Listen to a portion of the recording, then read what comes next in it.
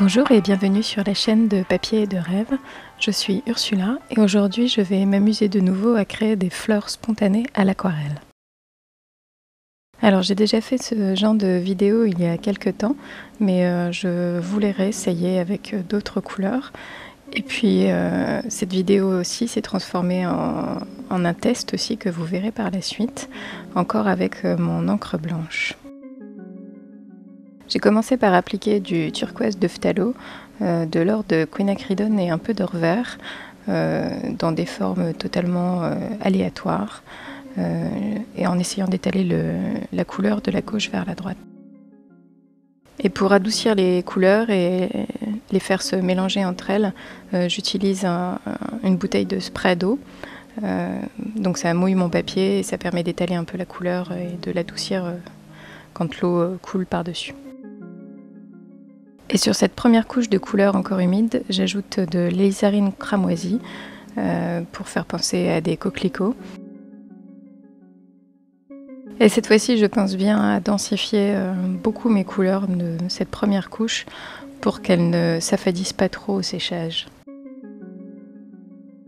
J'aime particulièrement le contraste créé par le turquoise de phthalo et l'or de quinacridone. Ces deux couleurs qui fonctionnent très bien ensemble. Mais ajouter à la lizarine cramoisie, il faut faire très attention à ne pas mélanger trop de couleurs ensemble car elles pourraient se ternir les unes les autres.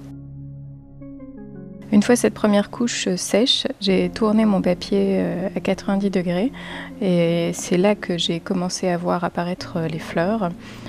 J'ai donc redessiné une sorte de coquelicot en rouge et maintenant je cherche quelques formes de feuilles. C'est la chose la plus sympa à faire avec un gros pinceau car on peut juste suggérer les feuilles et elles se créent toutes seules.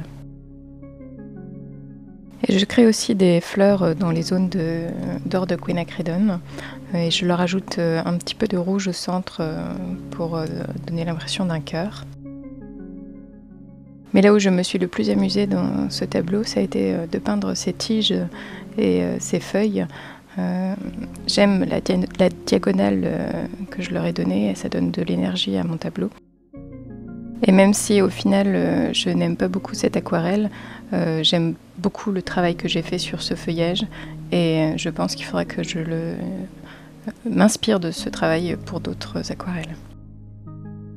Et c'est un fait, on ne peut pas toujours tout réussir quand on fait une aquarelle, mais il faut sauter sur l'occasion d'apprendre des choses nouvelles et ne pas perdre de vue qu'on avance, qu'on progresse et qu'il suffit de pratiquer, pratiquer, pratiquer encore pour avancer.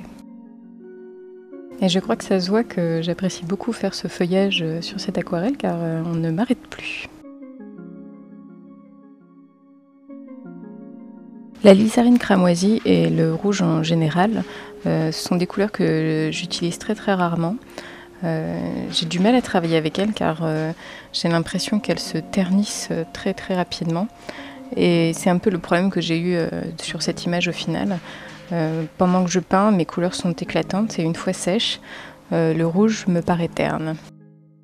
Et c'est d'ailleurs ce côté terne qui m'a poussée à essayer quelque chose.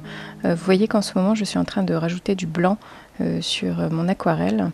J'ai voulu tester pour voir si l'encre blanche que j'ai utilisée sur d'autres aquarelles ces derniers temps pouvait me permettre de corriger une erreur. Et donc là, en dessous de cette encre blanche, j'ai une tache rouge que je n'aimais pas.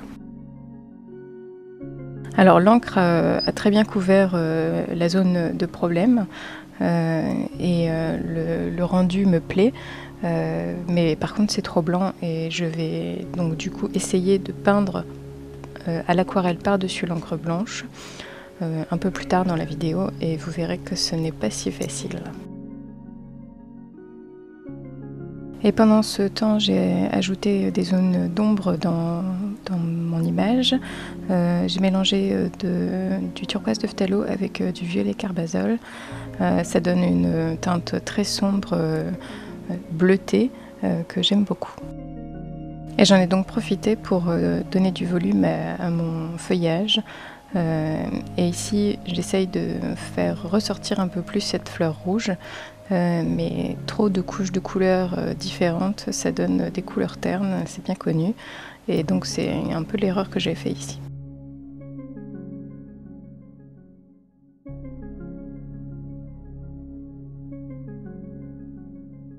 Et je retouche encore un peu cette zone blanche à l'encre blanche pour bien la préparer à la couche suivante.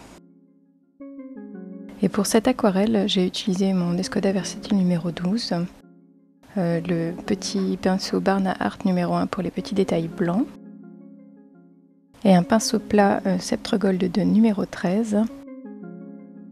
Et pour les couleurs, j'ai utilisé du turquoise de phthalo,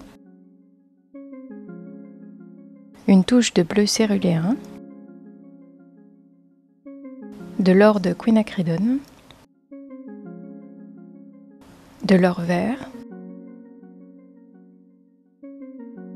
de l'alizarine cramoisi permanent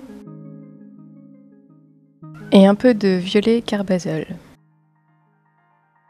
Et bien sûr l'encre blanche pour camoufler ma petite erreur.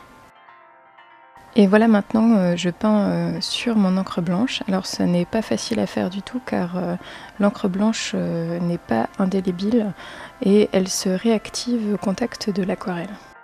Ce n'est donc pas la solution idéale pour camoufler des petites erreurs, mais ça peut fonctionner et si ça peut vous être utile, c'est parfait.